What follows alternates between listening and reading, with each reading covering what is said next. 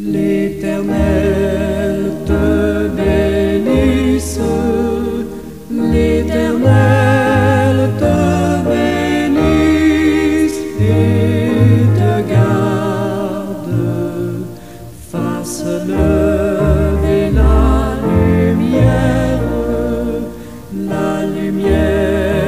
de sa face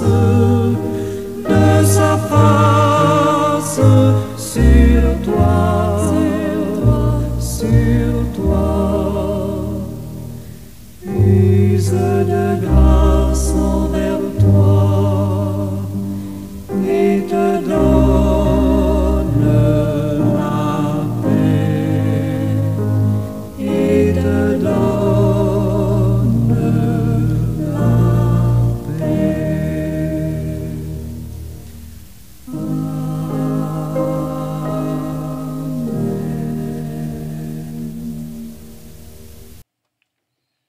Ô Christ crucifié par amour, toi qui as transformé la croix en instrument de salut, toi qui as sanctifié la souffrance en chemin de rédemption, je me prosterne devant ton cœur transpercé. Par tes plaies, tu as guéri nos blessures à nous, les humains.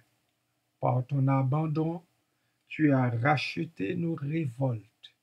Par ta mort, tu as vaincu notre propre mort. Seigneur Jésus, apprends-moi à offrir mes peines avec les tiennes, à unir mes luttes à ton sacrifice, pour que rien ne soit perdu, mais tout soit transfiguré dans l'amour.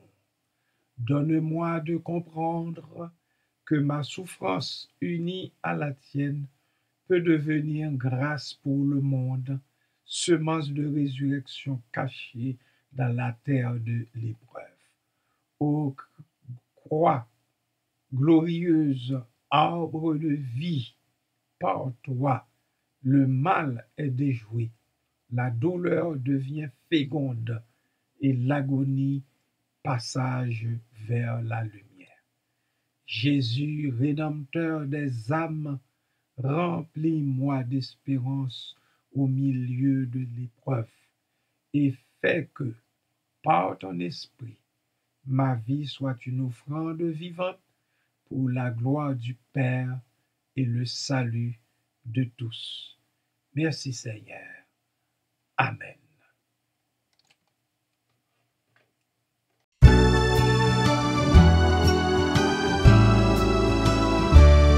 Venez, cœurs souffrants et meurtris, ô médecins de l'âme, par Jésus vous serez guéris, que votre foi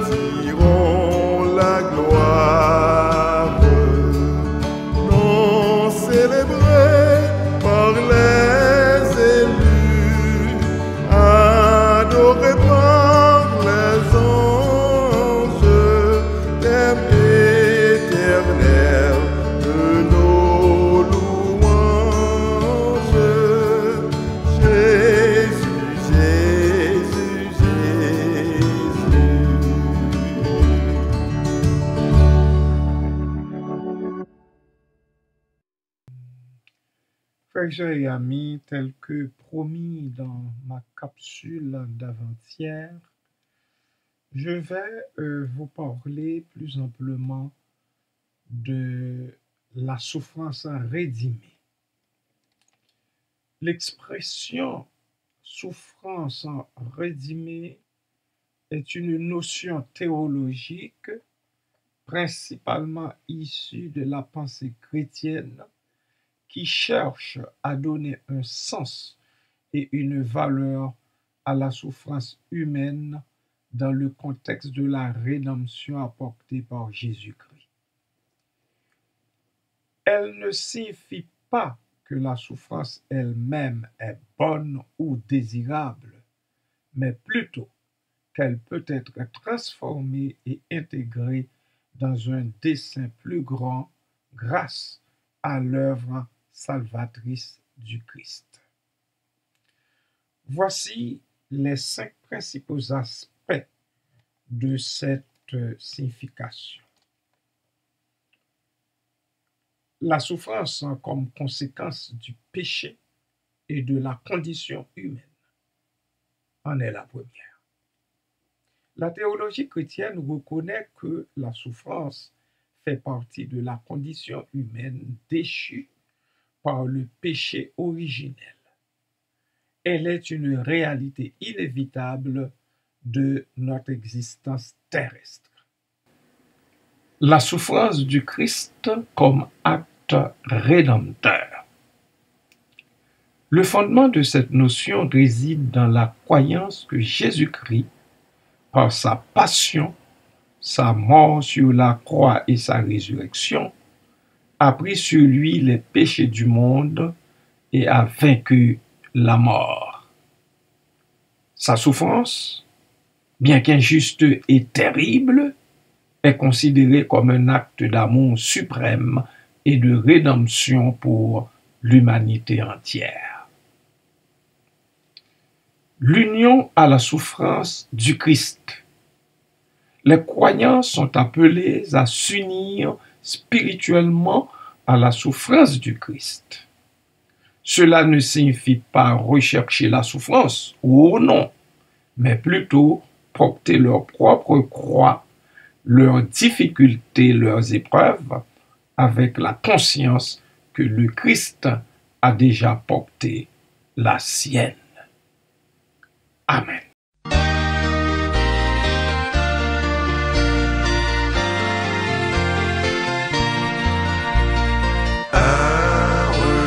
Sur ta croix sanglante,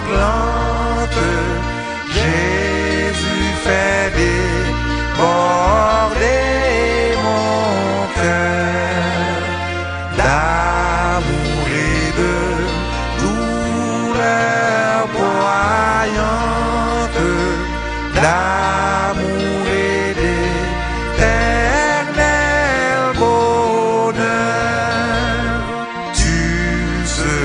Seul toute ma gloire, car tout ce dont je me vantais m'empêcherait encore de croire.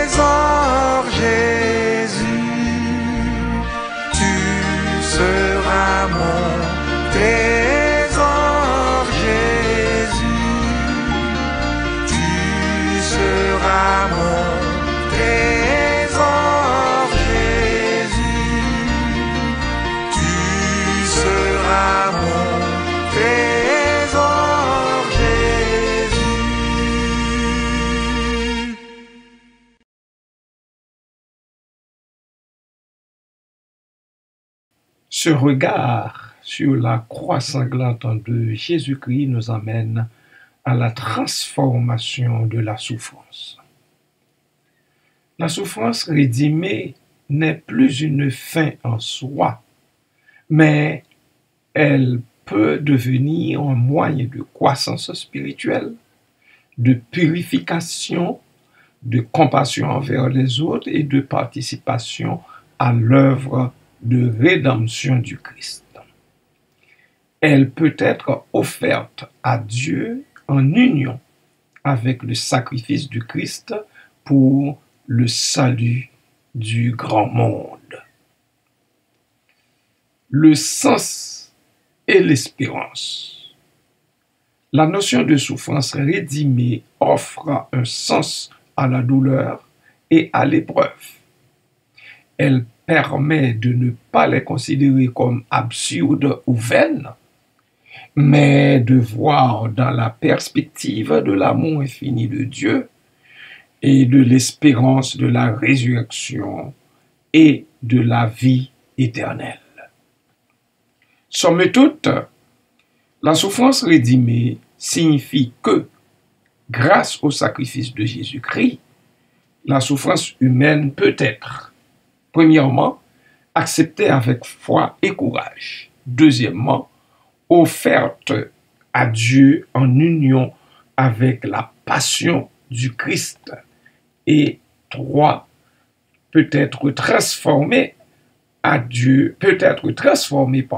source de grâce et de bénédiction pour soi et aussi pour les autres.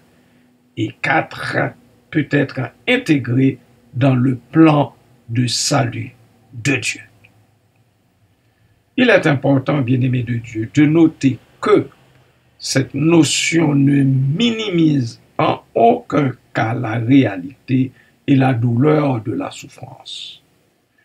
Elle cherche plutôt à y apporter une perspective spirituelle et une espérance dans la foi chrétienne.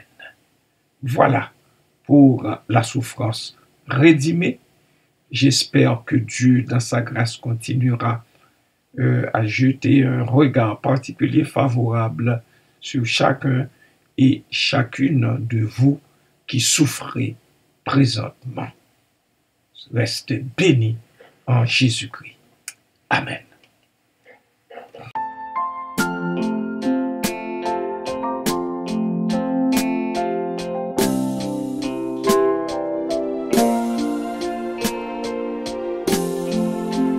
Mortel, voulez-vous savoir quel est mon unique espoir? Ma sagesse, c'est ma science, mon trésor, ma récompense, mon trésor, ma récompense, c'est Jésus crucifié, c'est Jésus, c'est Jésus, c'est Jésus crucifié. Quel est l'encre de ma foi, de mon cœur, quelle est la loi, quel est mon seul sacrifice, ma sainteté, ma justice, ma sainteté, ma justice, c'est Jésus crucifié, c'est Jésus, c'est Jésus, c'est Jésus crucifié. De mon esprit languissant qui fait c'est le tourment dans la paix et la souffrance qui soutient ma confiance, qui soutient ma confiance, c'est Jésus ressuscité, c'est Jésus, c'est Jésus, c'est